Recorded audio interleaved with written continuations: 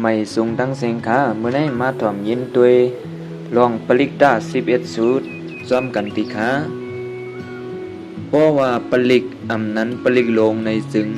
เตอ่อนกันต้อนไหลยินต้อนไหลถ่อมซื้อไผมันอยู่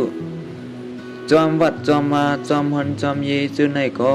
เตอ่อนกันต้อนว่าเตอ่อนกันต้อนฮออยู่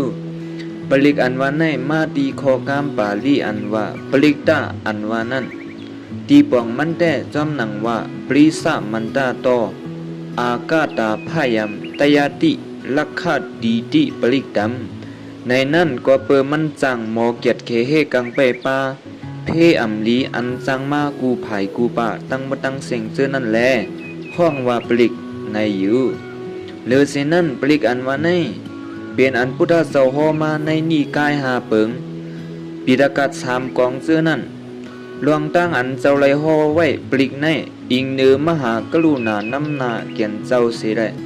เยื่องอ่านว่าหนังหือสัตวาเสื้ออันไหลโทเพอันตรายลายเสื้อลายเปิงเสื้ออันตึกเป็น